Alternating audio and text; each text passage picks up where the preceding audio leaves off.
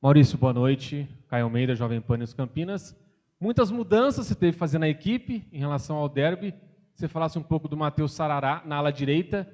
E quanto tempo o Lucas Justen vai ficar de fora da equipe? Obrigado. Boa noite. Matheus Sarará. Entre todas as opções que a gente tinha no momento, a gente entendeu que era que conseguiria sustentar ali e fazer o papel que o Justin estava fazendo, né? A gente tem o Ian voltando hoje. Na verdade, talvez ele nem pudesse ir para o jogo, né? E o Justin machucado, né? É importante a sua pergunta, porque as pessoas ficam falando sem ter o menor conhecimento do que a gente tem que fazer, né, para tentar escalar uma equipe competitiva, né, e conseguir jogar contra uma equipe extremamente qualificada, que tem um jogo pesadíssimo, que é uma equipe que tinha, em média, por jogo, 20 finalizações. Nos últimos 4 jogos, essa equipe finalizou mais do que 20 vezes no gol do adversário.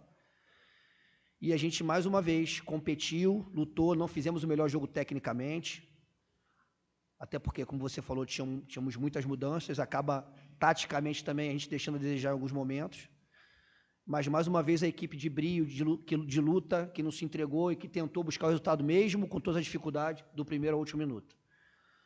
O Justin, a gente não tem ainda um prazo definido, né? Ele está tratando, ele melhora, a dor dele já está melhor, ele sofreu uma lesão no reto femoral em decorrência de 3 pancadas no jogo no derby, e a gente espera contar com ele o mais rápido possível.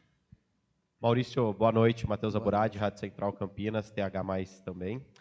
Queria te perguntar em relação ainda sobre as mudanças no meio de campo, né? Você surpreende agora, Matheus Sarará joga na direita e o Anderson Leite fazendo uma função de um segundo volante e o Isaac retornando à titularidade da equipe. Queria que você falasse um pouco sobre isso. O Isaac acabou não sendo tão acionado na primeira etapa. O que você pensou sobre o time contra o Novo Horizontino e que destacasse também sobre a saída do João Marcelo da equipe? A gente tentou fazer com o Isaac, com o João, com o Leite, dar uma qualidade técnica para tentar envolver, já que eles vêm com 2 jogadores praticamente no meio campo, né? E a gente imaginou ganhar o meio campo, já que a gente sabia que a linha defensiva é uma linha muito forte, muito dura, de boa imposição, que sai caçando.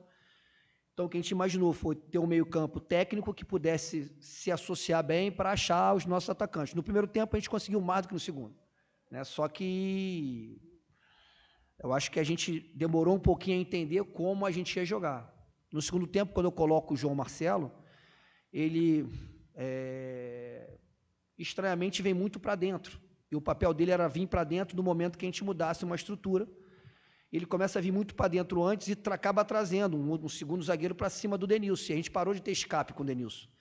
Porque no primeiro momento tinha muito escape dos lados dos campos, porque os zagueiros saíam para caçar o Isaac e o João, e ficava o Donato no mano com o Denilson. Então, qualquer movimento rodado que ele fizesse ali, a gente poderia ter vantagem.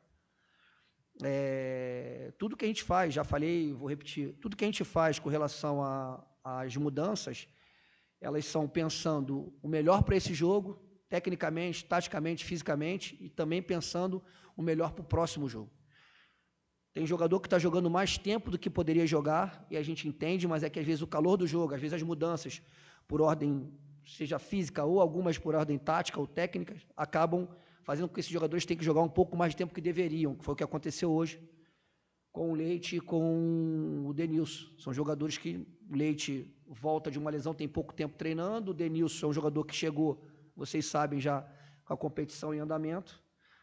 Então, toda mudança ela tem as 3 vertentes, técnica, tática e também física. E o senhor Marcelo se encaixa nisso. Boa noite, Maurício. Giovanni Vitorelli, da Rádio Broadcast. Hoje o Guarani pegou um time que tinha uma linha um pouco mais alta, a linha defensiva, e também um pouco mais compacta. Se eu estiver errado, me corrija. E a impressão que deu foi que na primeira fase de construção, os zagueiros tiveram um pouco de dificuldade de conseguir encontrar os meias e os volantes. Então, usou muito recurso de diagonal longa e bola nas costas dos zagueiros. Foi uma coisa treinada durante a semana ou foi algo que surgiu no calor do jogo e no momento? Então, eu falei aqui que a nossa ideia era conseguir ganhar o meio-campo em superioridade numérica. Só que, o que acontece? né? A gente percebeu que, e já sabia também, que dependendo da altura dos nossos dois meias, tanto o Isaac quanto o João, a gente teria um pouco mais de facilidade e um pouco mais de dificuldade para jogar. Tanto é que no primeiro tempo a gente consegue se associar melhor ali e criar algumas boas oportunidades de deixar algumas vezes os nossos pontas de mano, o Emerson na ultrapassagem com algumas possibilidades de cruzar, enfim. Só que o adversário ele veio com uma imposição técnica, física, ele veio individualizando na boa parte do setor.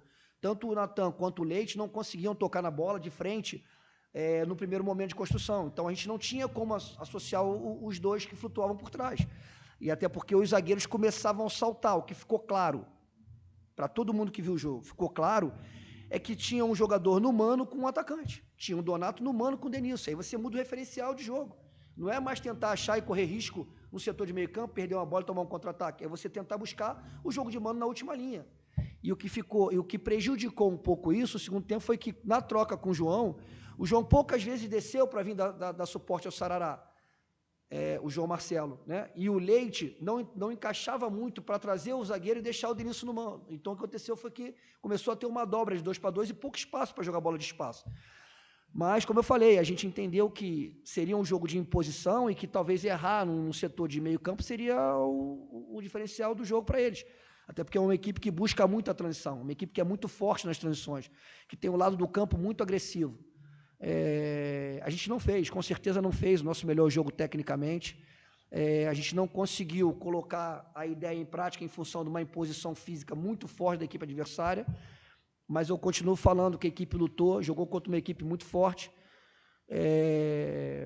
até o final tentou buscar o resultado, e eu saio satisfeito não com o placar, mas mais uma vez com a dedicação e como essa equipe honra essa camisa que está vestindo.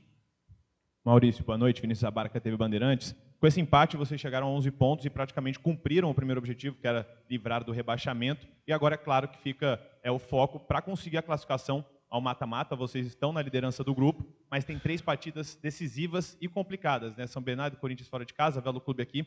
Como trabalhar o mental e também o físico desse time, né? Que é um jogo muito em cima do outro. Como trabalhar essa parte psicológica e também física da equipe? Eu acho que, assim, o mental, eu vejo uma equipe muito forte. É uma equipe que não tem medo de tentar o jogo, de buscar, né, jogadores que realmente se entregam. Fisicamente, você tem toda a razão. Uma equipe montada muito próximo da competição, jogadores que estão chegando, enfim, a gente realmente não teve um tempo hábil para dar um lastro físico a essa equipe. Eles vieram condicionando no jogo. Só que o jogo também te descondiciona, principalmente quando você tem um jogo atrás do outro, como a gente tem. Por isso eu falo que as mudanças elas têm relação com isso. É que muita gente não vive o dia a dia, né? E começa a falar sem entender nada do que a gente está vivendo. Mas, enfim, nosso trabalho nosso papel é continuar vendo o que é melhor para o Guarani jogo a jogo.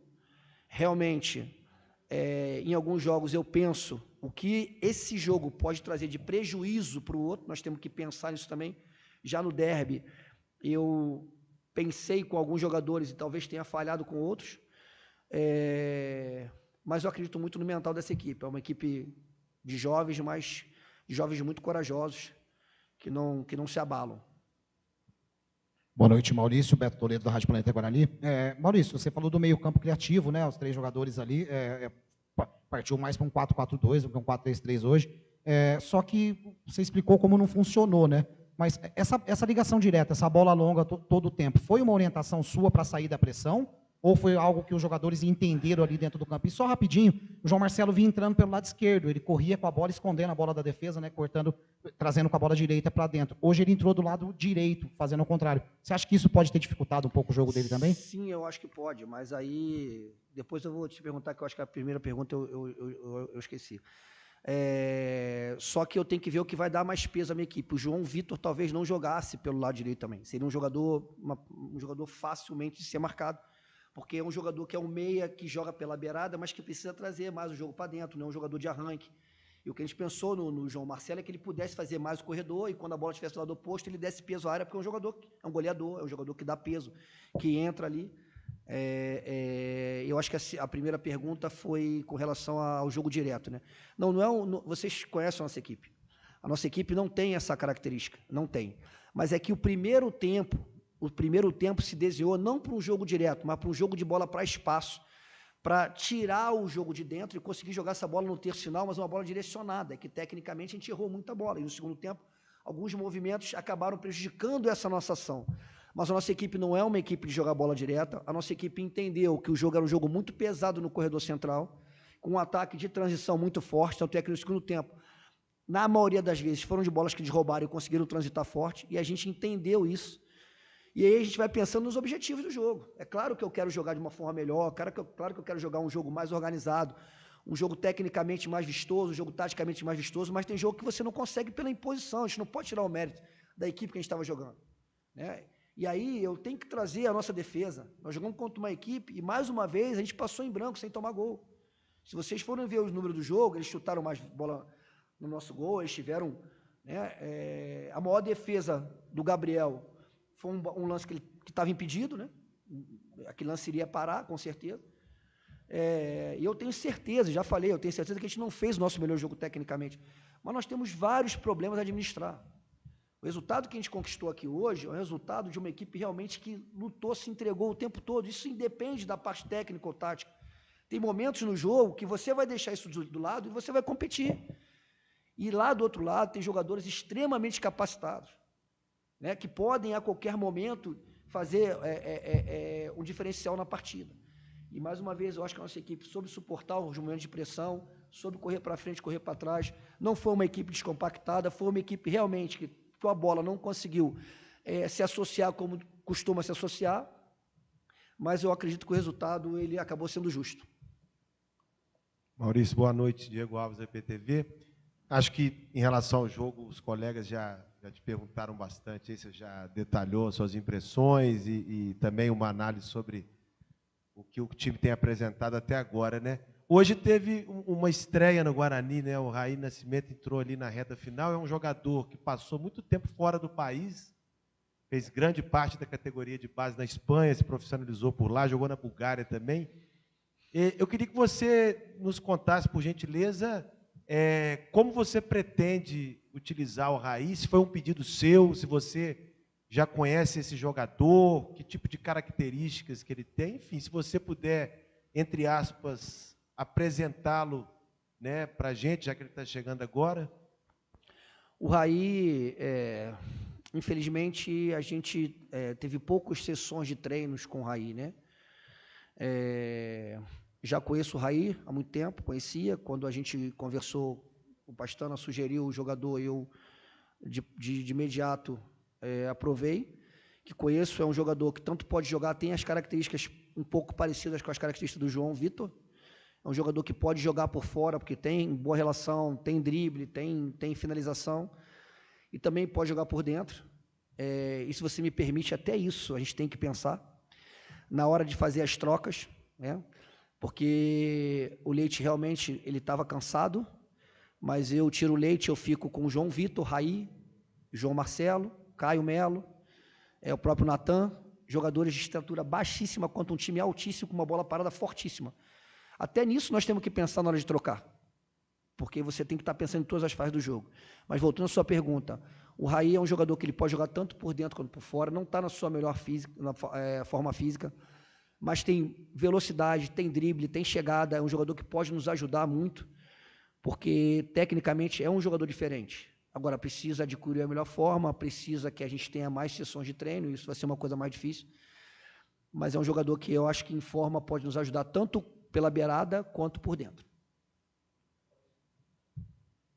Maurício Thiago, Portal Tudo Sul Paulista. Estava na coletiva agora com o Eduardo Batista, e a pergunta foi em relação ao primeiro e segundo tempo, né? São dois tempos distintos. Primeiro tempo vocês jogaram melhor, tiveram 3 finalizações, eles tiveram 2. E eu perguntei a ele como que ele ganhou o segundo tempo, né, digamos assim, em volume de jogo e tal. E ele disse que a estratégia inicial era povoar o meio-campo ali, foi um time mais defensivo. Ele disse até que funcionou no primeiro tempo, mas o time não conseguia sair para o jogo.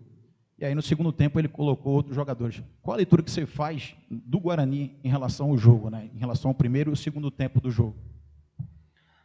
Eu vou repetir, porque, na verdade, né, ele, no segundo tempo, realmente A equipe dele subiu de produção, boas trocas, né? Ele colocou jogadores em campo que a gente já conhece e que realmente são jogadores extremamente qualificados.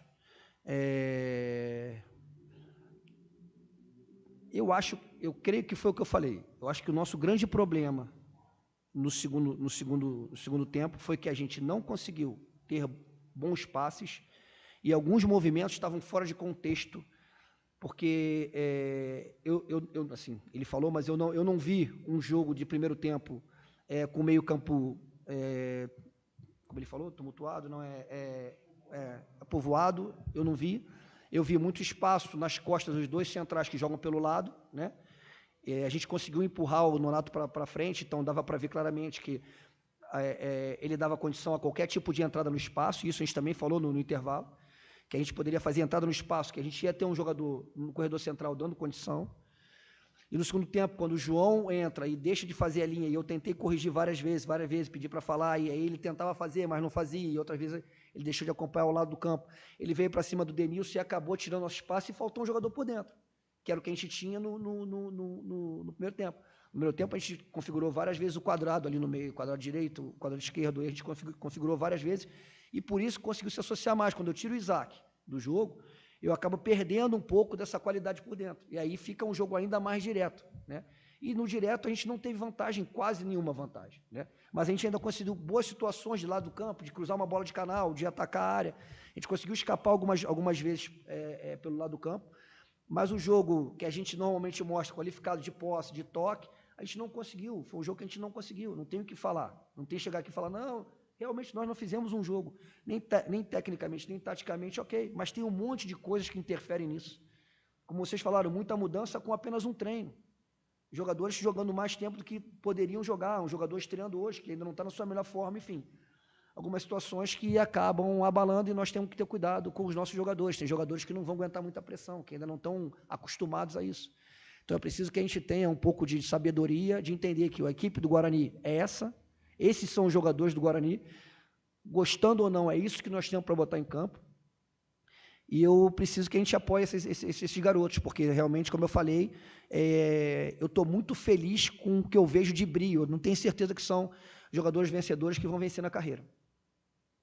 Mais alguém? Obrigado, gente. Boa noite. Posso? Fala aí. Eu falei da outra luz. O que você quer saber?